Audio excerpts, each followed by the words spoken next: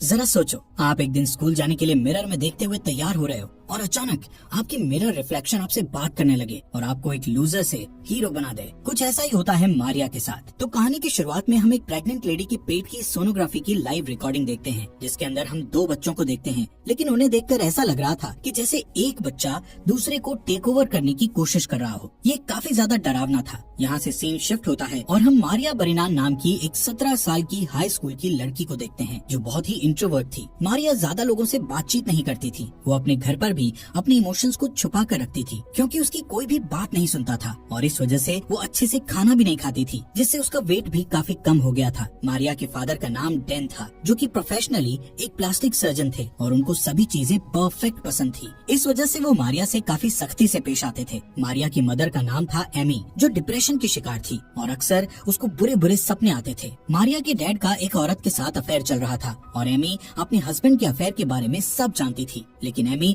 अपने हस्बैंड से ऐसे ट्रीट करती थी जैसे उसे कुछ पता न हो। स्कूल में मारिया को एक मार्क नाम का लड़का हमेशा परेशान करता रहता था और बाकी सब भी उस पर हंसते थे, क्योंकि वो लोगों से काफी दूर रहती थी। मारिया की एक बेस्ट फ्रेंड थी जिसका नाम था लिली, जिसके बॉयफ्रेंड सीन पर मारिया को क्रश था और इसीलिए वो लिली से जेलस फील करती थी। इस वजह से मारिया स्मोकिंग करने लगी थी। एक दिन अपने घर पर मारिया को अचानक से एक सोनोग्राफ इमेज दिखाई देती है, जिसके अंदर ट्विंस बच्चे थे और ये एग्जैक्ट वही इमेज थी जो हमें मूवी की शुरुआत में दिखाई गई थी। ठीक इसके कुछ दिन बाद से ही मारिया को अपने मिरर रिफ्लेक्शन से आवाजें आना शुरू हो जाती हैं और अक्सर मारिया अपनी मिरर रिफ्लेक्शन को अलग चीजें करते देखती थी, जिससे शुरू में तो मारिया को बहुत डर लगता है, लेकिन धीरे धीरे मारिया अपनी मिरर इमेज से बातें करने लगती है। उसके मिरर इमेज मारिया को अपना नाम आयरम बताती है। आयरम मारिया के मुकाबले काफी ज्यादा ब्यूटीफुल, चार्मिंग एंड कॉन्फिडेंट थी। बेसिकली मारिया जैसे बनना चाहती थी, आयरम के अंदर वही सारी खूबियाँ थी। वो दोनों आपस में बहुत बातें करने लगते हैं। मारिया को फील होता है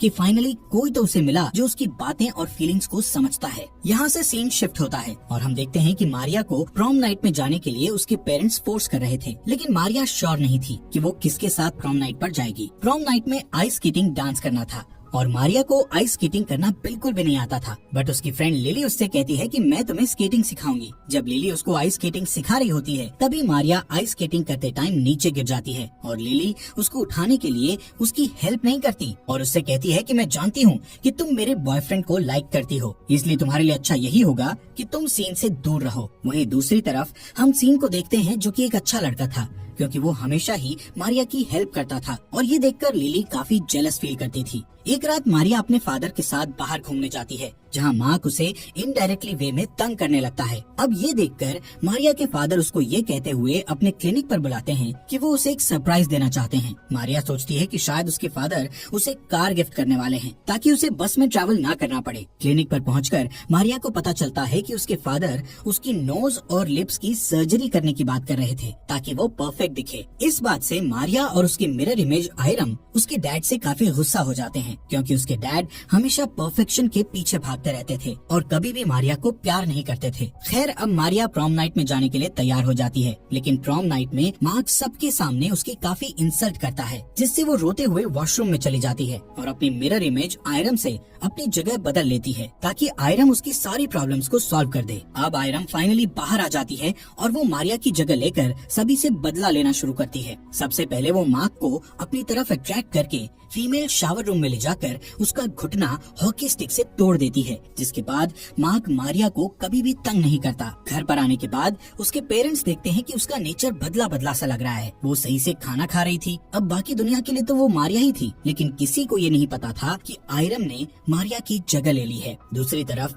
मारिया भी बहुत खुश थी कि अब सभी चीजें सही हो रही हैं, लेकिन यहाँ से सब नॉर्मल नहीं रहने वाला था। आयरम अपने डैड के क्लिनिक पे जाकर वहाँ अपनी मॉम एमी और अपने डैड डैन की गर्लफ्रेंड को कॉल करके एक ही टाइम पर बुलाती है, जिससे उसकी मॉम समझ जाए कि उसके हस्बैंड डैन का अफेयर किसके साथ चल रहा है। घर आकर आयरम अपनी मॉम से बदतमीजी करती है और कहती है कि उनको अपने हस्बैंड के अफेयर के बारे में सब पता होने के बावजूद भी उन्होंने कोई एक्शन क्यों नहीं लिया, जिस पर एमी आयरम को जोरदार थप्पड़ मारती है। लेकिन इसके बाद भी आयरम खुश थी कि उसकी मॉम को उसके डैड की सच्चाई पता चल गई। इसके बाद आयरम आइस स्केटिंग की कुछ दिनों तक काफी ज्यादा प्रैक्टिस करके आइस स्केटिंग सीख जाती है। थोड़े दिन बाद आयरम लिली को उसे दोबारा आइस स्केटिंग सिखाने के लिए कहती है, जिस पर लिली उसे सिखाने के लिए मान जाती है। अब जब वो आइस स्केटिंग करने जाते हैं तो लिली उसकी परफेक्ट आइस स्केटिंग देखकर शॉक्ड हो जाती है। स्केटिंग करते करते आयरम लिली से मारिया का बदला लेने के लिए उसको धक्का देती है, जिससे लिली दूर जाकर नीचे गिर जाती है। उसके सर में गहरी चोट लगने की वजह से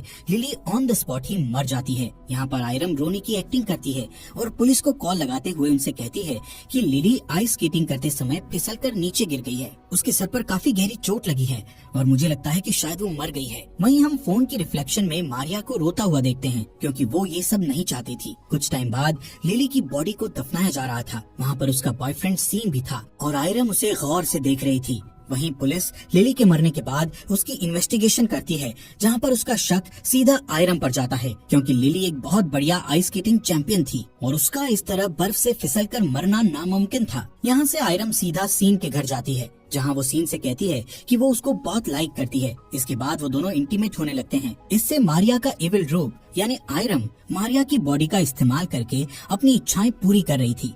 इंटीमेट होने के बाद आयरम और सीन दोनों एक दूसरे से प्यार करने लगते थे। वो दोनों कई बार स्कूल भी बंक करते और क्वालिटी टाइम स्पेंड करते, लेकिन पुलिस उन पर नजर रख रही थी, क्योंकि पुलिस को लिली की मौत का शक इन दोनों पर ही था। एक दिन मारिया के डैड और मॉम की आपस में लड़ाई हो जाती है और डैन घर छोड़कर चला जाता है। वहीं एक दिन आयरम और सीन स्कूल बंक करके होटल में जाते हैं इंटीमेट होने के लिए, लेकिन तभी सीन के पास उसकी मॉम का कॉल आता है और वो कहती है कि पुलिस तुम दोनों से कुछ बात करना चाहती है, जिससे सीन आयरम को अपने साथ चलने के लिए कहता है। लेकिन आयरम सीन से ये कहकर मना कर देती है कि वो पुलिस के पास नहीं जाना चाहती। इतना सुनते ही सीन को आयरम पर शक होता है। तभी आयरम सीन के सर पर बॉटल मार देती है, जिससे सीन की मौके पर ही डेथ हो जाती है। अब आयरम ड्रिंक करके मारिया के डैड डैन के क्लिनिक में जाती है, जब वहाँ पर कोई भी नहीं होता, और अपने डैड से कहती है कि क्या आप मुझे तब भी प्यार करते जब मैं परफेक्ट नहीं होती। यहाँ हमें पता चलता है कि असल में मूवी के स्टार्ट में हमें जो सोनोग्राफी दिखाई गई थी वो मारिया की मॉम एमी की प्रेगनेंसी की थी और ओरिजिनली